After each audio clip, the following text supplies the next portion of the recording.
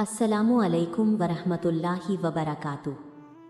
नाज़रीन कराम, आज हम कुरान मजीद की एक नहायत अजीम, बाबरकत और रूह को सुकून देने वाली सूरत यासीन की फ़जीलत के बारे में तफसील से बात करेंगे। सूरत यासीन को क़ल्बुल क़ुरआन यानी क़ुरआन का दिल कहा जाता है। ये सूरत इंसान की दिल पर असर डालती है, ईमान को ताज़ा करती है और अल्लाह ताला की कुदरत और आखिरत की हकीकत को निहायत मुअस्सर अंदाज में बयान करती है। जब कोई इंसान इखलास के साथ सूरत यासीन की तिलावत करता है तो उसके दिल में एक ख़ास नरमी पैदा होती है। ये सूरत इंसान को दुनिया की गफलत से निकालकर अल्लाह की तरफ मुतवज्जे करती है। नाज़रीन, हमारी ज़िंदगी में बहुत सी परेशानियाँ आती हैं। कभी दिल बेचैन होता है, कभी हालात मुश्किल हो जाते हैं। जब इंसान इन आयात को सुनता है तो उसके दिल में खौफ खुदा पैदा होता है और वो अपनी ज़िंदगी को दुरुस्त करने की कोशिश करता है।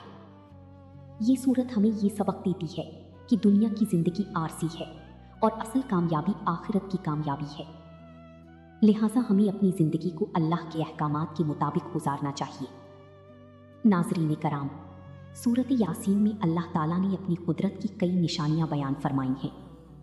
ज़मीन का ज़िंदा होना, फसलों का उगना, रात और दिन का आना, सूरज और चाँद का निज़ाम, ये सब हमें ये सोचने पर मजबूर करता है कि ये कायनात किसी अजीम ताकत के तहत चल रही है और वो ताकत सिर्फ अल्लाह ताला की है। ये सूरत इंसान की ईमान को मजबूत करती है। जब इंसान गौर व फिक्र के साथ इसे पढ़ता है तो उसका यकीन बढ़ता है कि अल्लाह ही सब कुछ करने वाला है और वही हमारी हर मुश्किल को आसान करने वाला है। सूरत यासीन हमें सब्र और शुक्र की भी तालीम देती है। जब हालात अच्छे हों तो शुक्र अदा करें और जब मुश्किल वक्त आए तो सब्र करें। यही एक मोमिन की पहचान है। नाज़रीन, बहुत से लोग सूरत यासीन को अपने रोज़मर्रा मामूलात में शामिल करते हैं। सुबह के वक्त पढ़ते हैं या रात को सोने से पहले। ये आदत इंसान की ज़िंदगी में बरकत लाती है और उसकी दिल को सुकून अता करती है। सूरत यासीन की तिलावत ना सिर्फ दुनिया में सुकून देती है बल्कि आखिरत में भी कामयाबी का ज़रिया बन सकती है। ये सूरत इंसान को अल्लाह के करीब ले जाती है और उसी गुनाहों से दूर करती है। ये हमें ये भी सिखाती है कि हमें अल्लाह की निशानियों पर गौर करना चाहिए, अपनी ज़िंदगी को बेहतर बनाना चाहिए और हमेशा नेकी के रास्ते पर चलने की कोशिश करनी चाहिए।